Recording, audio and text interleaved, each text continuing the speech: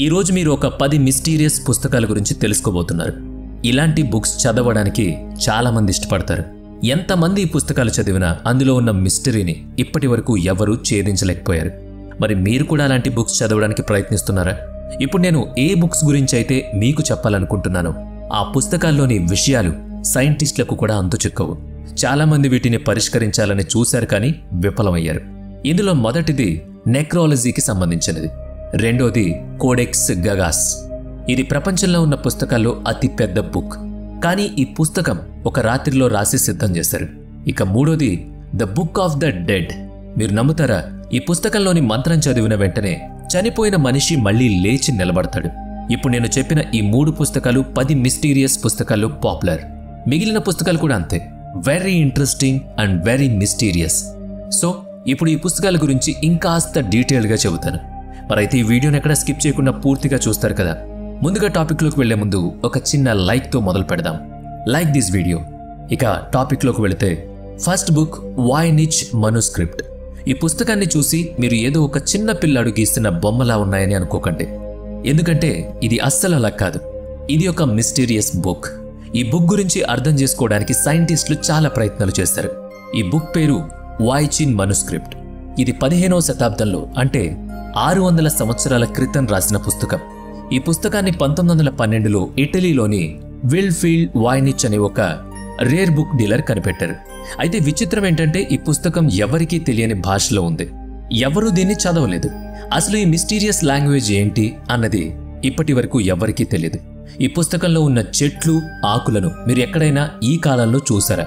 చూసుండరు, ఎందుకంటే ఇవి ఏ చెట్లకు, ఆకులకు మ్యాచ్ కావు. అసలు ఈ చెట్లు, ఆకులు ఒకప్పుడు నిజంగా ఉండేవా ఏమో, ఆ విషయం కూడా ఎవరికీ తెలియదు. ఇప్పటికీ దీన్ని సైంటిస్టులు పరిశీలిస్తూనే ఉన్నారు. కొంతమంది ఈ పుస్తకంలో ఉన్న చిత్రాలను నిజమేనని నమ్ముతారు, కానీ వాటి అస్తిత్వాన్ని అవి కోల్పోయాయని అంటారు. పుస్తకంలో ఉన్న అక్షరాలు, చిత్రాలు ఎవరికీ అర్థం కావు. ఇది పరిష్కారం లేని సమస్యగా మిగిలిపోయింది. అందుకే ఈ వాయ్నిచ్ మనుస్క్రిప్ట్లో రంగురంగుల ఆకృతులు, చిత్రాలు, చిత్ర విచిత్రాలు ఉంటాయి. ఎంతమంది వీటి గురించి తెలుసుకోవాలని ప్రయత్నించినా కూడా ఫలితం శూన్యం. అందుకే ఈ బుక్ ఈ ప్రపంచంలో హాట్ టాపిక్గా మారింది. చివరకు ఆర్టిఫిషియల్ ఇంటెలిజెన్స్, క్రిప్టోగ్రఫీని కూడా ఉపయోగించారు. కానీ ఈ బుక్లో ఏముందో వాటికి కూడా తెలియదు. ఇక నెంబర్ 2 రోహాంగ్ కోడెక్స్. ఈ పుస్తకం గురించి మీరు ఎప్పుడైనా విన్నారా? లేకపోతే ఇప్పుడు వినండి. ఈ పుస్తకంలోని ప్రతి పేజీ ఒక మిస్టరీ. రోజ్ కోడెక్స్ పుస్తకం ఒక పురాతనమైన పుస్తకం. ఇది హంగరీ అనే ఒక చిన్న ఊళ్ళో దొరికింది. 19వ శతాబ్దంలో ఇది స్కాలర్స్, రీసెర్చర్స్ చేతిలోకి వెళ్ళింది. దీనిలో 448 పేజీలు ఉన్నాయి. ఈ పుస్తకంలోని భాష ఎవరికీ తెలియని భాష. ఈ పుస్తకంలోని భాష పురాతన కాలాల్లో కానీ, ఆధునిక కాలంలో ఉన్న భాషల్లో కానీ దేనికి మ్యాచ్ అవడం లేదు. ఇందులో యుద్ధంలోని యోధులు, దేవతలు, దేవుళ్ల చిత్రాలు, ఏవేవో తెలియని సంస్కృతులు ఉన్నాయి. అందులో ఏదో ఒకటి అంతరించిపోయిన సంస్కృతి, సాంప్రదాయాల గురించి ఉండొచ్చు, లేదంటే భవిష్యత్తులో సంస్కృతి ఇలా ఉంటుందని చెప్పి ఉండొచ్చు. ఈ పుస్తకంలో ఇంట్రెస్టింగ్ విషయం ఏంటంటే భాష. ఎంతోమంది స్కాలర్స్ ఈ భాష ఏంటో తెలుసుకోవడానికి చాలా ప్రయత్నాలు చేశారు, కానీ తెలుసుకోలేకపోయారు. ఇది సంస్కృతం కాదు, లాటిన్ అస్సలే కాదు, అలాగే ఎటువంటి ప్రాచీన భాష కాదు. కొంతమంది ఇది ఏదో అంతరించిపోయిన జాతికి చెందిన భాష అయి ఉంటుందని నమ్ముతున్నారు. ఏదో కోడ్ లాంగ్వేజ్లా అనిపిస్తుంది. ఈ భాష తెలియకపోవడం వల్ల ఈ పుస్తకం ఇప్పటికీ అలా మిగిలిపోయింది, మిస్టీరియస్గా. Number 3 Smithfield the crates. ఈ పుస్తకం 700 ఏళ్ల క్రితం నాటిది, అంటే 14వ శతాబ్దంలోని పుస్తకం. ఇది ప్రోబ్ గెగరీ నియో ఆదేశాల ప్రకారం తయారు చేసిన పుస్తకం. ఈ పుస్తకంలో చాలా రహస్యాలు ఉన్నాయి, కొన్ని లీగల్ రూల్స్ దాగి ఉన్నాయి. ఈ పుస్తకంలో పేజీలన్నీ కూడా ముఖ్యమైనవి, కానీ అవి మనకు అర్థం కావు. ఇందులో ఉన్న చిత్రాలను చూస్తే మనల్ని అవి ఎక్కడికో తీసుకువెళతాయి. ఎలుకలు గొడవపడి కోర్టుకు వెళతాయి, కుందేళ్లు మనుషులపై అటాక్ చేస్తాయి. అసలు నిజ జీవితానికి ఆ పుస్తకంలో చిత్రాలు ఎటువంటి సంబంధాన్ని కలిగి ఉండవు. అసలు ఈ పుస్తకం యొక్క ఉద్దేశం ఏంటో ఇప్పటికీ ఎవ్వరికీ తెలియదు. ఈ చిత్ర విచిత్రమైన చిత్రాలు ఎందుకు గీశారు, ఎవరు గీశారు, ఏం రాశారు, ఎందుకు అలా రాశారు? దీనికి సమాధానం నా దగ్గరే కాదు, ఎవ్వరి దగ్గర లేదు. ఈ చిత్రాలు గీయడం వెనుక ఒక అద్భుతమైన కల్పన ఉండుండొచ్చని మనం అనుకుందాం. అంటే భవిష్యత్తులో అలా ఉండి ఉండొచ్చేమో అని ఆలోచించి ఈ చిత్రాలు గీశారేమో కూడా అనుకుందాం. ఏదేమైనా ఇప్పటి వరకు ఎవ్వరూ ఈ భాషను డీకోడ్ చేయలేకపోయారు. ఇక number 4 book of the dead. ఈ పుస్తకం ప్రాచీన ఈజిప్ట్కు సంబంధించిన ఒక మిస్టీరియస్ పుస్తకం. చనిపోయిన తర్వాత ప్రయాణాన్ని ఈ పుస్తకంలో వివరించారు. ఒక్కో పేజీ ఒక్కో విషయాన్ని చెబుతుంది. పరలోకానికి ఎలా వెళతారు, వెళ్లేదారిలో ఏముంటుంది, ఏ పరిస్థితులు ఎదుర్కోవాల్సి ఉంటుంది, ఇలాంటి విషయాలు ఇందులో ఉన్నాయి. చనిపోయిన తర్వాత మనిషి ఏమైపోతాడు అన్న విషయాలు అందరికీ తెలుసుకోవాలని ఉంటుంది. అవి విషయాల్ని ఈ పుస్తకంలో రాశారు. ఎన్నో మంత్రాలు ఈ పుస్తకంలో పొందుపరిచారు. అవన్నీ కూడా చనిపోయిన వారి గురించే. అందులో ఒక మంత్రం చదివితే చనిపోయిన వ్యక్తి మరలా లేచి నిలబడతాడట.